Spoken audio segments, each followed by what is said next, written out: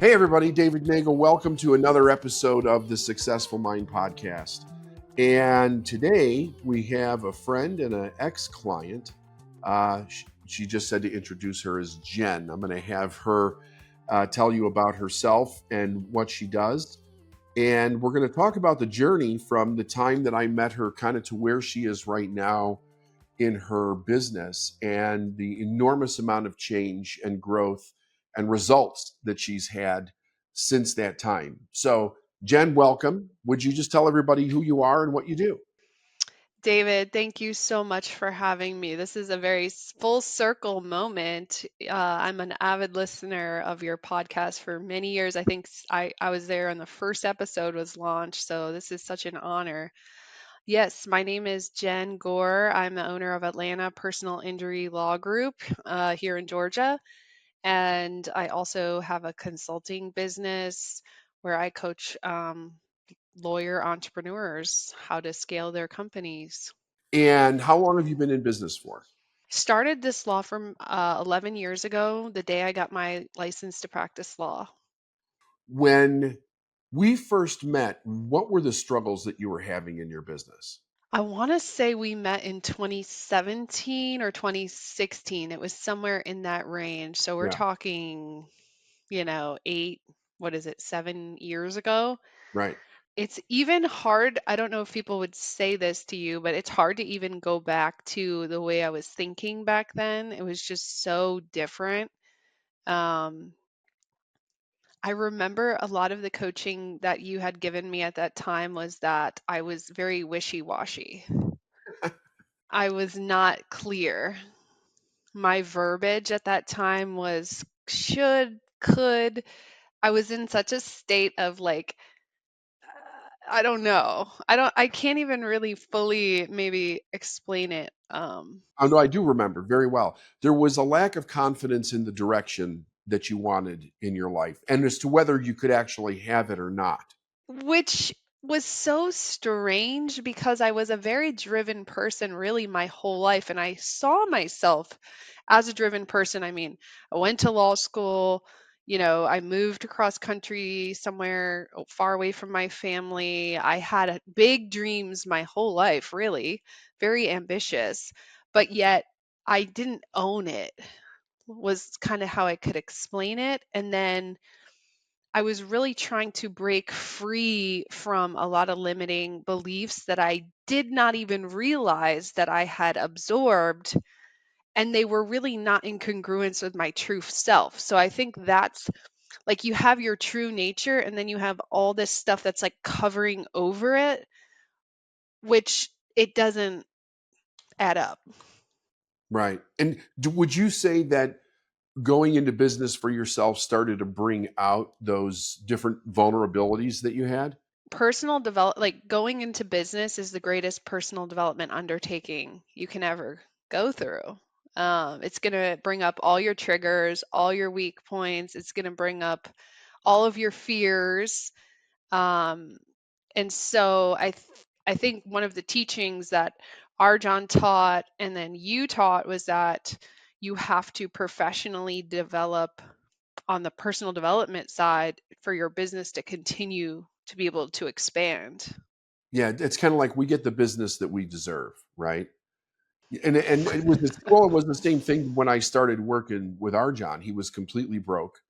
He had basically lost everything. Allie had gotten sick. He was taking care of her by her bedside, for a year plus, and he had to start all over. And his confidence was just wrecked at where he was. Yeah, I mean, business will uncover, all the areas you need to grow. But for me at that time, I had two young kids, very young children. I was struggling to grow my company. And not to say that I wasn't growing it. I wanted to grow it faster. I was impatient. Um, and I had a lot of like mom guilt. I think a lot of our sessions initially were around um this like dealing with the judgment of people, or my perceived perception that people were judging me because I was working and a mom. And what was challenging at that time is I loved working, and that was really my true nature. And I was absorbing or perceiving that people were uncomfortable with that, or they didn't Yeah. like that, or something was off with that. And I don't know if you remember this, but that was like a really big stopping point for me. And even how I would discuss my business or how much I would tell people, I wasn't really clear on being unapologetic about who I am. Right. And yes, I remember it very well. And here's the thing, there was some truth to it. Oh yeah, I There wasn't was, owning it. yeah, I wasn't like, this is what it is, guys. This is who I am. And my kids were designed to be exactly who they are as my kids. And this is, I remember one time you said to me, what if their journey is connected to your journey? Um, and like my kids' experience of me being an entrepreneur was actually like part of their story. And I also think at that time I was in a bad environment. And I don't know if I want to use the word bad, but I was in an environment where I wasn't around people that were doing a lot better than me. yeah. So I was like standing out and like the outsider. And you taught me a lot about how your environment impacts your thinking. So now we're looking 7, 8 years in reverse, right? Can you see how your journey is directly connected to your kids' journey? Is that more visible for you now? Absolutely. And after the work I did with you, I went on to hire a parenting coach. And I did like 3 years of work with a parenting coach that was really intensive. And what I came to, um, the conclusion really in parenting was that I wasn't clear on what my criteria was for being an amazing, great parent. I had kind of absorbed what society had said and all these kind of like fragments, and I didn't have like a clear criteria. And so I had to develop my own criteria of what I thought it meant to be an amazing parent. And then once I developed that criteria and I lived based on my view of that, Yeah, I found a lot of um, relief from the suffering that I had been enduring. yeah. I've always been of the belief, well, no, I shouldn't say always, ever since I started studying and growing myself, that a lot of the negative problems that happen with children or kids that are children of entrepreneurial parents comes directly from the negativity that they hold around it. They don't know how to get past the shame and the guilt and the idea of selfishness. And they communicate almost a guilt and a shame to the children about what they've chosen for their life instead of boldly standing in it and being proud of, like, yes, I'm a woman, I'm mom, I'm a wife, I'm all of these different things, and I'm proud to be it, and I work at all of these things, and I want you to be proud of me, and I'm proud of you, and Correct. giving them a much different foundation to think of, growing up. Yeah. The narrative you tell your kids about your life matters. And I think the energy that you bring to whatever you do matters. So if you're coming, like, just giving an example, if I was to go on a business trip and I would say, oh, I have to go on a business trip. I'm really stressed. I'm not going to see you for all weekend. I'm going to be upset. That is injecting anxiety and stress into my children. I instead say, guys, I'm getting to go on this exciting trip where I get to talk about things that I love. And, one day when you're older, you're going to get to come and travel the world with me and get to speak on stages and see all the amazing stuff I get to do. And my life is so exciting. And I hope one day that you get to live your purpose too. That's a very different energy. Very different energy. So my kids think like I'm a superhero, I think. They think like I live an incredible life, and I think I give them permission to live their own dreams.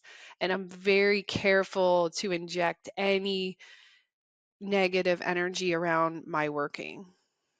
Yeah. And they get to experience the positivity of you being gone from the house. I just had a conversation. I have an 11-year-old daughter, and I grew up with a mom who did not really work outside the home. So this is like a total, this is a different experience, right? Yeah. So I've been having like much deeper conversations with her at 11 years old. And the other day I said, I think I asked her, I said, how do you feel about, the work that I do? And she literally, I think I did a story on it, and she was like, "Mom, you're amazing. You help me see that there's things I can do that I didn't think I could do." And like really, she was very positive about my life and what I do. And it was like a full circle moment, because I think when she was a baby, that's when I used to think like, and looking back, I feel like a lot of those fears didn't really come from me. They came from society, or I had a mom that made the decision to stay at home, so her number one value was women should be at home.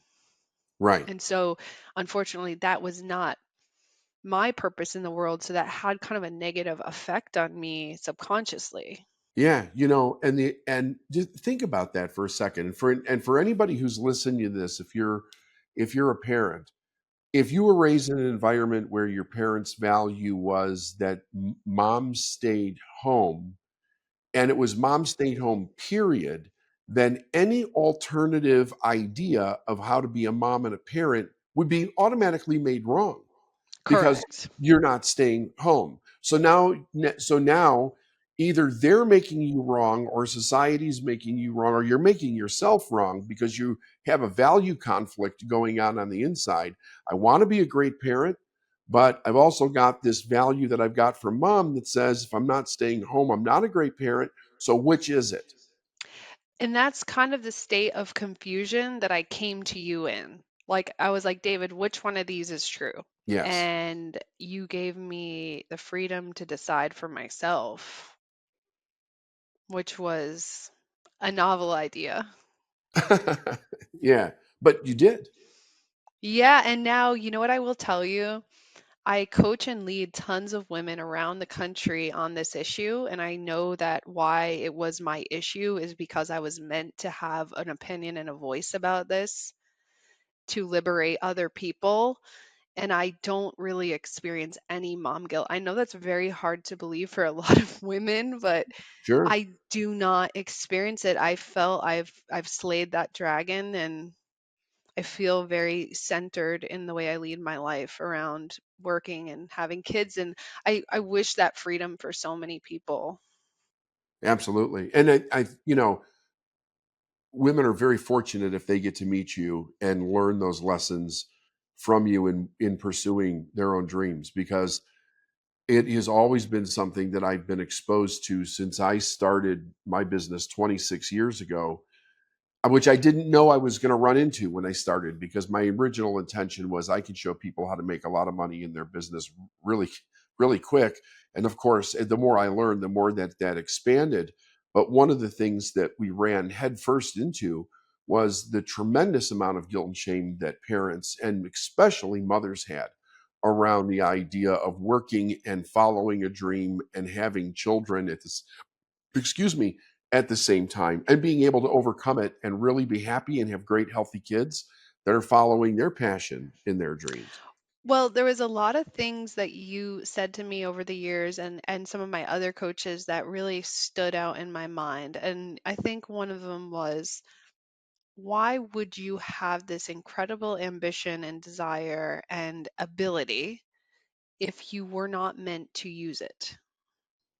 And Correct. I used to think about, what about the astronauts, or just think about people that are doing really unique jobs.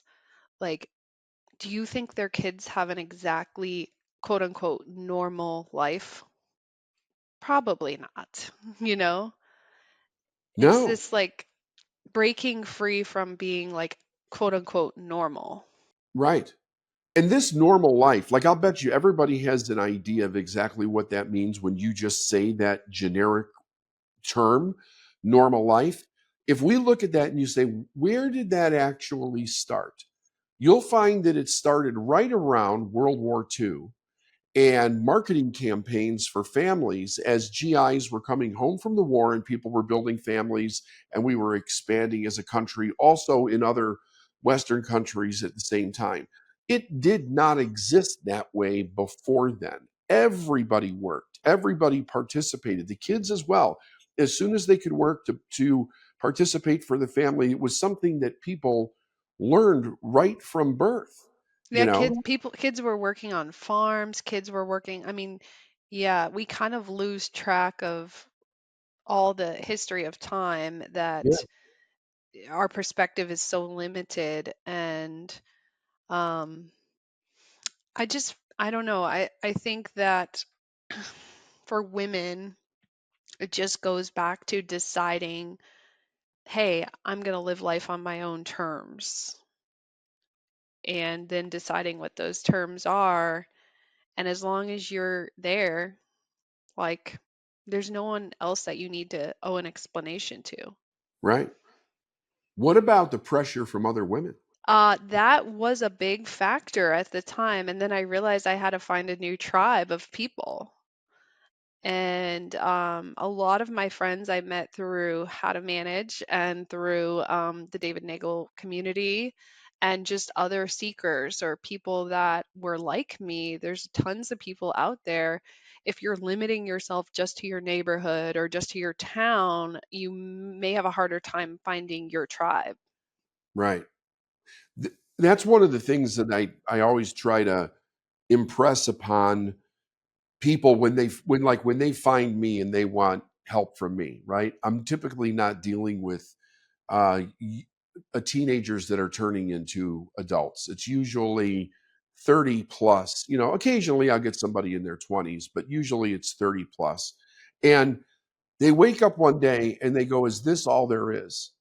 Right? They probably have started a family, they've started a career, they've got a little bit of experience, they start seeing the way the world's working, and they're like, oh, hell no. Like, there's got to be more than just this supposed ideal package that I was given that I'm now finding out I'm absolutely miserable in. You know, sometimes it's exciting in the beginning because it's your first taste of freedom and you get to decorate your own house or your apartment, or you start making some choices on your own, but then it turns into monotony and you're not expressing yourself. So I'll say one of the biggest changes, one of the biggest challenges you have is, how do I turn that ship around now that I'm aware of it? Because I do have the responsibilities, right? I had the kid, I've got the marriage, I've got the mortgage, you know, maybe I started the business. Now I got to figure out a way to actually turn this around. And part of it, a big part of it, is who do you surround yourself with that will support you in making those turns versus people that are constantly harassing you about how they don't agree with what it is that you're choosing for your life. I think it makes all the difference in the world. And you used to say, if you became wildly successful, who would be not happy for you? Yes. And I think that's a good starting point because you already know a couple people. I mean, I hesitate to say the truth here, which is like, if you told me all the things I would have to do and all the people I would have to leave behind to get to where I am now, I don't know that I would have been available to hear that Right. at the time. I mean, Right. would you have been? No, I wouldn't have. And I totally understand where you're coming from. And the truth is it is different for every person. It doesn't mean every person is going to have that. But there is a significant truth to the idea that there's you have and here's the thing, the problem isn't with you. You're doing what you came here in life to do. You're following your purpose, you're following your dream. But if your surroundings, family surroundings or friends, social groups, are stuck and want everything to stay the same, you're going to go from having everything in common to having nothing in common. And once Nothing you in get common, right, which nothing in common, which starts to create conflict. that's exactly what I was going to say. That's when it begins to become a threat in the life of the person that is watching you succeed and having to live with the choices that they've made, not to do anything different. Not to necessarily say that those choices are wrong, but Mm-mm. human nature being what it is it stirs the pot. And if they don't have the maturity enough to be good with somebody being different, right? Accepting the difference between people, then they're going to counter that, right? They're not going to be good with it. And then you have the conflict. Yeah, I mean, it's and then you get accused of, well, like you're the one that changed. Yeah, I mean, I never agreed to stay the same forever. Right. I'm on a journey of constant growth, constant change, and then coming to terms with like, okay, not everyone has that same goal.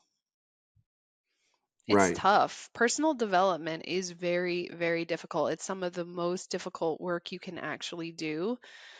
Changing your limiting beliefs, becoming aware of your limiting beliefs. But what I really appreciated with my work with you is like I would ask you a question, and a lot of times you would lead me to the point that I was asking the wrong question. Or you used to tell me, you're difficult to coach, Jen.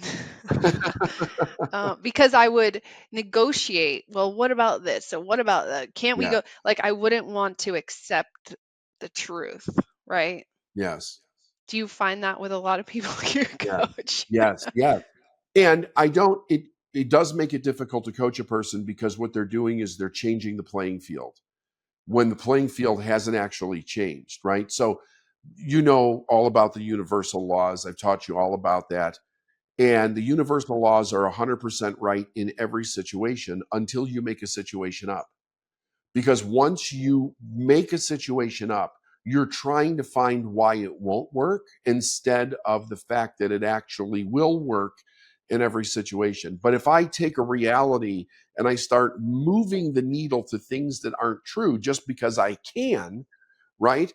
Then you're going to find out, well, this you're going to be like, okay, this doesn't work. But there's a good representation of asking the wrong question, right? Why are you trying to find why it won't work? Why not just apply this to your actual reality and let's see what the positive result is on the other side? Yeah, I think when people are struggling with an issue, I've kind of learned over the years that you just have to actually take a step forward in any, like, in some direction, because just analyzing it to death, like, you won't really make any progress. Like, Nope. you're kind that's like the worst place to be in, is when you're stuck. Whether it's, you know, you're stuck making a business decision, or you have to leave a friendship behind, or you have to do something really outside your comfort zone. I think it's the limbo that's more painful than the actual decision. Yeah, no question about it. And you know that what you've experienced this, obviously, when you make the decision, that feels totally different. Yeah. Um Again, like you have more information once you make that decision. It's not available to you yet until Right. you would make the decision, right? Right. Right. That's the law of cause and effect. When I make a decision, I am creating a causation that's going to have an effect. When I get that effect, I can then analyze from there whether or not it was the right decision or what other information I may need to move forward. Yeah, I feel like throughout my life, I've run into, in the last 10 years, really, really difficult situations, whether they're in business. You know, sometimes you run into a business situation that seems like, I don't know how to navigate it. Like, where do you go? Or I've run into hiring issues, or I've run into just even obstacles. I remember when I was buying my personal home, I wanted this house and I didn't know how I was going to make the money show up. Um, but when you have a framework with these universal laws, and you have somebody in your life, whether it's a mentor or a coach or somebody to hold you to the realities of those laws, that framework has served me so much. Like, it's the thing I always go back to. I'm sure you probably feel this way too. It's like once you have that foundation, there's no issue you can't really face, Right. Right. you know? Well, part of that idea is we were given incorrect information about our journey through life to begin with. We're taught from a very young age it's not okay to make mistakes. Get it right the first time. Do it right the first time. Don't make mistakes. Then we get that all through school. We get it through college. We get it in our early working environment. Somebody works at McDonald's or Walgreens or they're babysitting or whatever. Don't make mistakes. Don't make mistakes. Don't make mistakes. And then incorporated within those mistakes is the idea of shame and guilt. You should feel bad about what you did. You cost us a lot of money. You wasted a bunch of time, whatever. So a person internalizes that as negative, which then it plays off of a person's core fear, which is abandonment. I won't be loved. I'm not worth anything, and people will leave me. So that gets in. I mean, that the fundamental of that starts in the first year of life, and then it expands as we go through our childhood. And here's the fix: life is it's like you cannot grow in life without mistakes. There are no mistakes. There's only lessons. I 100% agree with you, and I'm so glad you brought up the unlovable and the unworthy. That was a lesson that has stayed with me for my whole life, and the understanding that that's our deepest fear, like how you see that show up in your life. In addition, with my kids, every night when they go to bed, I tell them, you are loved and you are worthy, like in as my like nightly subconscious priming, Yeah, and like speaking into them always like about their, the truth, which is that they are unlimited, that they have all the potential in the world, and that they are deeply loved and worthy without having to do anything beyond being. And I know that that is something that will have an effect on them, how they view themselves. yeah, because somebody believes that truth in them. If you remember me saying to people, if you don't believe you can do it, believe in my belief. Remember you saying that, and I've seen you say that to so many people, and they literally look stunned when you Yeah. say it. Yeah. Well, I I looked stunned too, Jen, when somebody said it, when Proctor said it to me, because I didn't believe in myself. And that was the first time I came face to face with the truth that I didn't believe in myself. And it's like he's reaching out a hand going, I believe in you because I know something that you don't know about yourself. Trust me. I know before the pandemic, you used to have a lot of in-person events, and I've been to several in-person events, and I wish one day you'll have those again because We they will. were really almost like a religious, spiritual experience. Um, I can't even like fully express what those were like. Like seeing people have breakthroughs was almost as impactful as having your own breakthrough. People used to get up to the microphone and we were all in these rooms, and they would ask you, like, this is the best. I always tell this story, like they would ask something like, David, why, can I not do this or that? Some arbitrary question. And then you would be like, who as a child told you you were unlovable? And it would come so far out of, like, they were like, well, I didn't ask that question. You know? And like you just cut straight down to the bone of the issue, and you could see them physically like having, you know, Yeah. breakthroughs in that moment, and people's lives were forever changed in that room. So, man, just incredible to watch you at work. Yeah, we are. We're gonna be doing live events again next year. There's a lot of changes going on. So once we're done with those, we're gonna go back to doing some live events. So what's next for you in your life, in your business? So, in the last probably 4 years, I had started to have a desire to coach and help people. And I think I had been consuming so many coaching services, your services, so many business coaching services, parenting coaching, and I was like really drawn to the coaching world. And then I had this like belief that I could not coach people myself. I don't know where I got that belief. Um, Maybe it's like you feel like, oh, I'm not qualified enough. I have to do 25,000 things. And then at one point, someone started calling me and saying, like, will you please just coach me? I need your help now. I have like a law firm that has like 40 people. I coach a lot of people that have law firms. Maybe they're 20 people, 15 people, 10 people. And I literally had like someone email me and say like, I will give you money. I don't know what you're doing, but will you coach me? And I was like, okay, I'll just give this a try, you know. Yeah. And then it just kind of expanded and expanded and expanded so organically. And now I'm coaching like 12 law firms around the US, and it's some of the most rewarding. I'm sure, as you believe as a coach yourself, you learn so much from your students, Yes. um, which is something I didn't anticipate. And you can see your own nonsense in other people. Yep.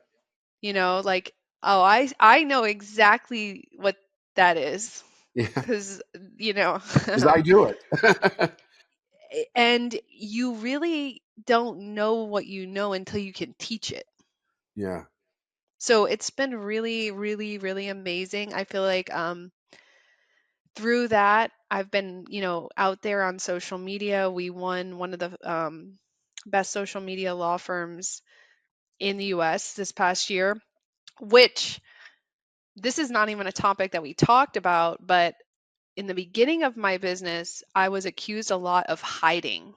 And you used to say to me like, why are you hiding? Like, what you're I wouldn't put myself on the billboards. I was always Right. in the background.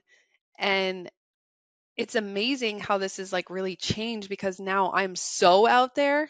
I'm like literally one of the most known females in personal injury legal advertising now, because I've like leaned into it and gotten over my fear of being seen. Yeah. And that has like transformed my company and then brought in so many opportunities. Like, I wrote a book last year. I've been on so many podcasts. I started speaking around the country on stages. Like, that fear of being seen was stopping me from really stepping into all the things that were meant for me. That's awesome. So Yeah. where are you going with it? You know? We're building, and I have a vision for having something a little more intentional. This has been very organic. And what we want to do is put on like our own event. And I just want to continue really helping. I originally thought I was going to only help women. But what's been interesting is that I've been helping tons of men. And I really realized I just love driven entrepreneurs. Yeah. And I do feel like I have a lot to help people with in terms of, you know, all the work that you've taught me, all the work that some of my other coaches. I remember something you said is sometimes people have to hear it through different vehicles. Yes. Like, I used to say to you, David, you're already teaching this, or someone's already teaching this. Why should there be another teacher? Yeah. And you would say, well, Bob used to say, someone needs to hear it. Like, your story, David, is so inspiring to people who are like, I know so many blue collar workers that when they see your journey, they're like, that's possible for me, Yeah. because you're the vehicle that they needed to hear that from, right? Right. So, yeah, I want to continue spreading the good messages that you've taught me and other people have taught me. And I think, the sky's really the limit. For sure. Definitely. The idea is that you came into this lifetime to fulfill a purpose. The purpose was here before you came here. And whatever that purpose is, part of all of our collective purpose is to help one another in some way. So there's people here that uniquely will only be able to hear something from you. You'll be a divine part of their life, a spiritual aspect to what they can hear and what helps shift in them to go to the next level. And you're uniquely designed to do that with those individuals, right? And there's an abundance. There's more than enough, right? People always say to me, coaching is, saturated or whatever. It's like, are you kidding me? Have you looked around the world? I mean, it's not even in its infancy compared to what's going to be needed out there over the next few years. Yeah, there's so many people that need this type of work and exposure to this type Yeah, of work. And even when I listen to Bob and when I listen to you, I hear different things. of You course you know, do. like everyone puts their own spin on the material and the message. And yeah, if you're somebody that's interested in coaching, like don't allow yourself to believe there's no space for you. Absolutely correct. Yeah. Well, thank you very much. That was a fantastic story. It really, and that's going to inspire a lot of people. How can people get a hold of you if they want to talk to you about coaching or they want to talk to you about legal stuff? How do they get a hold of you? My email is Jennifer at atlinjurylawgroup.com. You can find me on all the social medias, Jenn Gore, Jennifer Gore. Um, we have a website for the coaching business. It's called Evergreen, and I'll send that information over to you. You can put it in the show notes, but Okay. I'm super easy to find on the internet. I'm not hiding. Yes, because you're I'm out there here. everywhere. Yes, you've won awards for being seen in the world. That's fantastic. Jen, I really Yeah. appreciate you. Thanks for doing this. It's been a Thanks, pleasure. David. You're very welcome. Anytime.